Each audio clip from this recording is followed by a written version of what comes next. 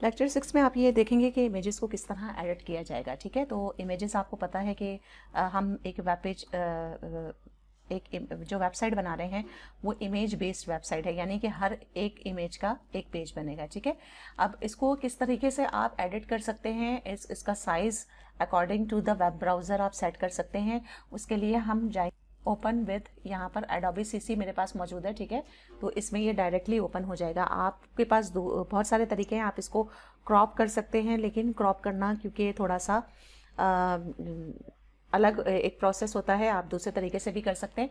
ठीक है, ये यहाँ पर ये पिक्चर मौजूद है। ठीक है, यहाँ पर मैं इसको क्लोज कर देती हूँ, जो मेरी प्रीवियस फाइल थी। ठीक है, ये जो है हमारा फर्स्ट पेज का होम पेज होगा। ठीक है, उस पर हम ये इमेज इमेज जो है ये base as a web page लगाएंगे, वेब बैकग्राउंड के तौर पर इस इमेज को हम यूज़ करेंगे। तो इसके लिए हमने इस इमेज को जिस साइज़ में स्क्रैच करना है या जिस साइज़ में रखना है वो है 1366 बाय 768 पिक्सल हाइट। ठीक है, तो इसके लिए हम क्या करेंगे, फाइल में जाके न्यू पर जाएंगे और अपना वर्क एरिया उसी हिसाब से सेट कर लेंगे। ठीक है, यहाँ पे लिखेंगे विड्थ में 1366 पिक्सल्स विड्थ होगी और 768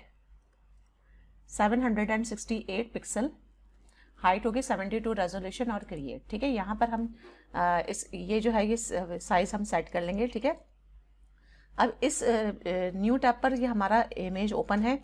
कंट्रोल एस इसको सिलेक्ट ऑल करेंगे, कंट्रोल सी से कॉपी करेंगे और यहाँ पर आकर कंट्रोल वी से पेस्ट कर देंगे। ठीक है, और यहाँ पर हम इसको कन्वर्ट टू स्मार्ट ऑब्जेक्ट कर देते हैं। ठीक है, उससे एक फ़ायदा ये होता है कि जो इमेज होगा वो हर तरफ से उसके पिक्सल्स आगे पीछे नहीं होंगे और ये बिल्कुल सही तरीके से जो है वो रीसाइज होगा।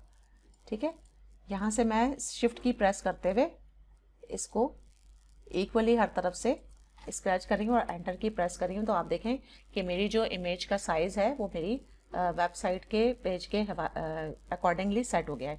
अब इसको यहाँ पर फाइल में जाके सेव एज कर देंगे। ठीक है, उसी एरिया में जहाँ पर ये इमेज मौजूद है उसी फोल्डर में हम जाएंगे। ठीक है, यहाँ पर एसेट फोल्डर में ये सारे इमेजेस मौजूद हैं।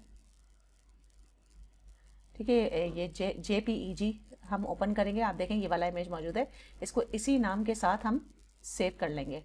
ठीक है ना, सेव पर जब हम क्लिक करेंगे, क्योंकि डबल फाइल्स हो जाएंगी, तो ड्रीम वीवर में यहाँ पर ये आएगा कि do you want to replace it, हम इसको येस कर देंगे। तो इससे फ़ायदा ये होगा कि हमारा जो इमेज है वो रिप्लेस होकर इसमें आ जाएगा, लेकिन कुछ ड्यू टू सम रीज़न ये हो नहीं रहा है, कोई मसला नहीं है, हम इसको किसी और नाम से सेव कर लेते हैं। ठीक है, सेव एस कर देते हैं होम के नाम से। ठीक है, होम के नाम से हम इसको home.html या होम वेब पेज, जो भी नाम आप देना चाहें वो आप दे देंगे। ठीक है, और ये काम आपने सिर्फ एक पेज के साथ नहीं करना है, एक इमेज के साथ नहीं करना है, आपने चारों इमेजेस के साथ करना है। ठीक है, अब ये होम वेब पेज के नाम से जो इमेज है ये हमारा जो है वो फर्स्ट जो वेबसाइट का फर्स्ट पेज होगा उस हवाले से ये होगा। ठीक है, अब और ये इसका जो रेजोल्यूशन है ये आपने 12 ही रखना है और ओके कर देना, तो ये JPEG में सेव हो जाएगा।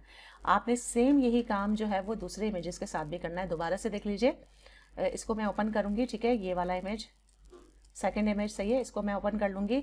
ठीक है, और इसको यहाँ पर यहाँ से जो प्रीवियस इमेज है इसको मैं बंद कर देती हूँ।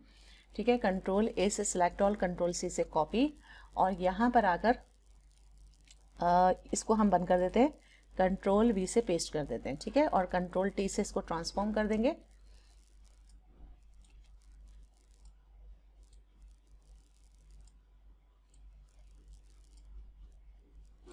एंटर की प्रेस करेंगे और फाइल को सेव एज कर देंगे। ठीक है, सेकंड इमेज के नाम से मैं सेव कर रही हूँ।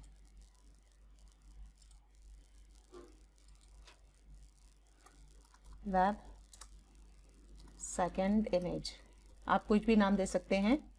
ठीक है, और इसको आप सेव कर देंगे। और जो यूज़लेस हैं, अब ये जो दूसरे इमेजेस हैं वो हमारे लिए यूज़लेस है, हम चाहें तो इसको डिलीट कर देंगे। इस तरह से आप जो है वो जो और दो इमेजेस हैं उनको भी आप सेम इसी प्रोसेस से गुजारते हुए वेबसाइट के अकॉर्डिंगली आप इनको सेट कर लेंगे।